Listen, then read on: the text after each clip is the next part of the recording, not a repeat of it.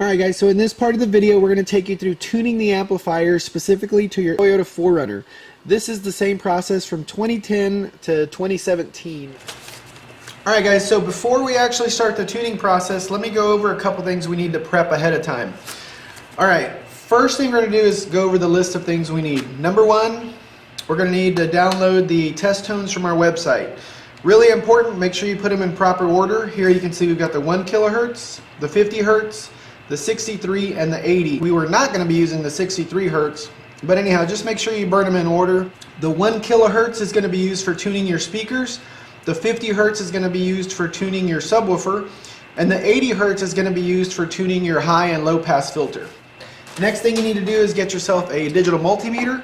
You can pick one of these up at Northern Tool, Harbor Freight. You don't have to get a high-end one like this one. You can get one that's 15 to 20 bucks. You can get them from there, or even from Amazon. Side note, more than likely your digital multimeter is going to come with probes like this. We're going to be using alligator clips like this one, and that's just to make the installation process easier. You're also going to need a screwdriver. I like to use them with the smooth side here, and you'll see in a minute why. Prepping the amplifiers ahead of time. I'll start with the 4-channel amp first. Alright, starting from left to right, we want to prep the amplifiers for the tuning process. Number one, high pass filter. Make sure it's all the way down to the left. Sensitivity knob, all the way down to the left. Boost, all the way down to the left. LPF, all the way down to the left. Make sure that this switch is set to full, and then this last sensitivity knob all the way down to the left. Now if you're using the 600 watt amp, alright, starting left to right, the sensitivity all the way down to the left, subsonic all the way down to the left, boost all the way down to the left, and our low pass filter, we're going to make sure that's turned all the way up and to the right. Alright, really important, take your subwoofer control knob, you're going to plug it in, then you're going to take your bass knob, plug it in the other side, make sure it's plugged in. Now we want to make sure that this is turned all the way up to maximum, and we need to leave that plugged in during the tuning process. Now, side note, if you're using the 1000 watt amp, the knobs are, it's a little bit different, but all the knobs are the same. The low pass filter, all the way up and to the right, boost, all the way down to the left, subsonic, all the way down to the left, sensitivity, all the way down to the left, and make sure you've got your subwoofer control knob plugged in and the knob turned all the way up. Alright, almost forgot to give you guys a heads up on this. This is a couple of other things you need to watch out for. Alright, so here we're looking at the 4-channel amp, and we're looking at the output side. And at this point, you should have nothing plugged into your output side. This way, you want to make sure that you're not playing these test tones on your speakers. It's really important not to play the test tones on your speaker or sub because it will damage them. Alright, in the box, in your 4-channel box, you got a connector like this one. Don't get it confused with the connector that comes in the subwoofer. They're two totally different connectors. They look the same, but the wiring's a little different. You can tell the difference because this says speaker, this one says woofer. So at this point, we're starting with the speaker. All right, first thing I want to mention is when you slide this in here for the tuning process, you do not want it to lock into place. It's very difficult to get these out. And you don't want to snap. How do I say this? You don't want this to snap for the tuning process because we're only going to use this for tuning. Then we're going to put this off to the side, and we're going to use the plug-and-play harness included with your setup. So anyhow, we're going to slide this into place. Make sure it makes a decent connection. Not clicking it. Now I'm going to take my positive. I'll start with negative. Take my black connection. Click it here. Positive. Connect it there. Now, really important, you have to make sure these don't come in contact with any metal during the tuning process. If these come in contact, you're probably going to end up popping a fuse. You'll probably be using probes like this because that's what's included with most standard kits. So you may want to take some tape, attach it here, and it makes it a little bit easier. On the 600 watt amplifier, where is it at? Yeah. On the 600 watt amplifier, you're going to use this again during the tuning process. you're going to want to connect the two negatives together and the two positive together. Again, slide this into place, don't click. Connect your positive and negative, and then we'll show you how to use it during the actual tuning process. And then on the 1000 watt, alright, so on the 1000 watt amp, we don't have the special connectors, so here you can see the positive and negative. So you can take the probes and take your probes from your digital multimeter, insert them in here, and that's how you'll get your reading. Alright, get on over to the vehicle. Alright, so next thing I'm going to do is I'm going to take my key, I'm going to start my car, and we want to make sure that the 4Runner is running and make sure that we're getting the maximum output from our alternator. The head unit's going to fire up. First thing I'm going to do is I'm going to pop my CD in here, and then I'm quickly going to make sure the volume is all the way down. Turn it up just a hair, and if you hear anything, you need to stop. At this point, none of your speakers should be plugged in. Your speaker shouldn't be plugged in, and your subwoofer shouldn't be plugged in, and I'll show you the amps in a second by what I mean. Alright, so first thing we're going to do is we're going to click here on sound. We're going to make sure that our treble, mid, and bass are all set flat or straight down the middle. Then I'm going to make sure that my front and rear fader are set flat in the middle. Alright, that's it. Now I want to make sure that I'm playing my 1 kilohertz test tone. I'm on track 1. Your head unit may display some bogus information. Just make sure that you have the correct test tone, that you burn the test tones in the correct order off the website. Now I'm going to turn this up to volume 50, and again I shouldn't hear anything. 50 is going to be our max volume that we play the stereo. Alright, so I've changed the camera angle. Here you're looking at the amplifiers that Daniel assembled earlier. He took you through the installation process. So far, all we've got plugged in is our input side.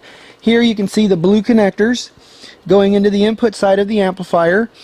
And at this point, yeah, you can see it. You can see we've got blue lights, so that's letting me know that the amps are operational. Everything's correct. If you have red lights at this point, you need to go back and double check, see what you've got hooked up incorrectly. And the next thing I'm going to do is go ahead and put this into the output, the front output. Alright, so just a quick recap. I've got the truck running, the 4Runner running. I've got the head unit at 50, and I've got the 1 kilohertz test tone playing. And right now I'm getting 3.8 volts. Alright, so in this part of the process, we're going to be turning the sensitivity knob up here on the front, up and to the right, until we get our target voltage of 17.5 volts. Okay, so I'm going to turn this up to 17.5. Alright, for the purpose of the video, I'm just going to get as close as I can for right now. Alright, so I'm going to take my connection, move it over to the rear. Notice the rear on the 4Runner has a higher output. That's because you've got 4 speakers in the back. Alright, so we're going to take this number and we're going to increase the rear. So we're going to come over here. We're going to take the sensitivity on the rear and we're going to turn this up. So we want to get to 14 volts on the rear. So we've set the the output on this amplifier. Now we're going to set what we call our high pass filter.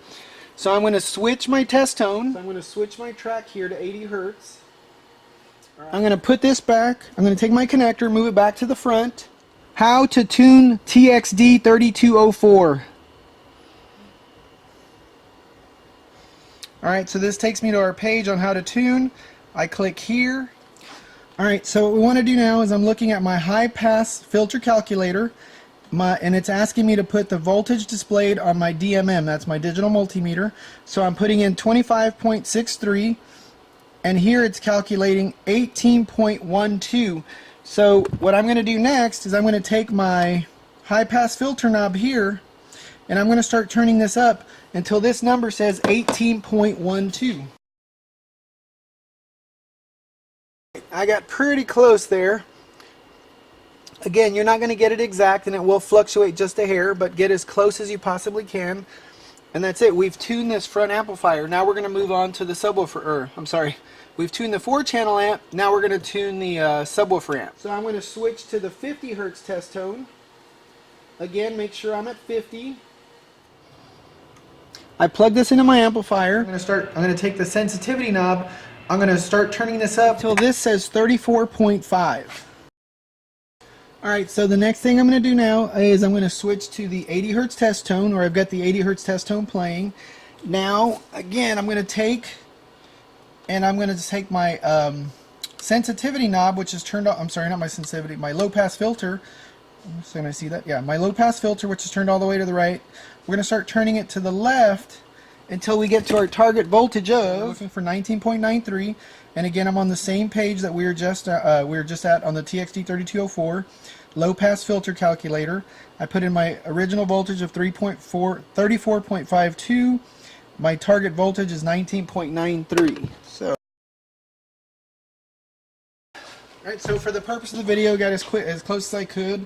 And that's it. We're done. At this point, we're ready to plug everything in. The amps are tuned, and everything is ready to get plugged in. So at this point, I'm going to go ahead and remove this, carefully unplug, get everything out of the way. Before we do anything else, we want to remove the CD at this point so we don't forget and leave it in there. Make sure you take that CD out, because if not, and you plug this in, you can damage your speakers. Alright, so next thing we'll do is turn off the vehicle. We're simply going to plug in our connections. And we are going to want these to snap now. And again, the white is our front. You'll hear it snap.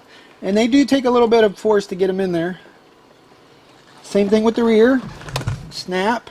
My subwoofer connection. Alright, that's it. It's ready to go. We can get all these buckled in. Notice the now the seat's going to go back into place, cover up the amplifiers, and you're done. Quick side note, on the 1000 tuning the 1000 watt amp is exactly like tuning the 600 watt amp. Over here, you're going to take your sensitivity knob, you're going to turn this up until the target voltage on your digital multimeter is 46.5. Now, when you switch to your 80 hertz test tone, you're going to take that voltage, enter it into the same place, into the low pass calculator filter, and then you'll start turning your low pass filter down to match that number. And that's it. Tuning the 1000 is pretty much the same as the 600. It's just got a higher voltage output. Alright guys, so here I want to go over a couple of important things with you that we run into all the time. We get a lot of guys calling and they're saying the system sounds really bad, I don't know what's going on, I tuned everything, I did everything, whatever. Well, what generally happens is when you switch sources, like on this one, we're on Bluetooth audio and we go to sound, look at the settings here. This guy turned his treble all the way up, so we need to make sure everything is set flat, front to the middle. Now you're going to get a tiny little bit of hissing, that's okay. If you have too much hissing, turn your sensitivity knob down just a hair until you get rid of most of the hissing. Now, if you really want ultra clarity, consider adding one of our sound processors, but most of the guys love the way this sounds. On the subwoofer amplifiers, you have a little bit of fine tuning that you can do. Alright, now if you want a little bit more oomph from your subwoofer, you can take the boost and turn it up here to about 9 o'clock. You don't want to exceed that because you're going to start introducing too much distortion. Same thing on the 1000 watt amp. You can take this, turn it up to about 9 o'clock. Notice it's here. I'm going to turn it up to about 9, and that's about my max. Also, what I can do is your subsonic filter. Generally, if you have a sealed box, you want to leave this all the way down to the left. The subsonic filter is generally used with a ported subwoofer setup. So if you know what your box is tuned to, you can turn this up to match the output on your ported subwoofer box. Now, the rule of thumb that I like to play with is if my subwoofer box is tuned at 34.5, I'll generally go about 15 hertz below that, so I'll be looking for about 20 hertz on my subsonic filter. Most subwoofer manufacturers will tell you they're tuning. We try to tune most of our boxes to about 34.5 hertz. If it's any lower or higher, we generally tell our customers, but usually what I like to do is just turn this up just a tiny hair, and then that'll help protect your subwoofer from any from frequencies that are too low. And that's about it. That's all the tuning you'll have to do. Again,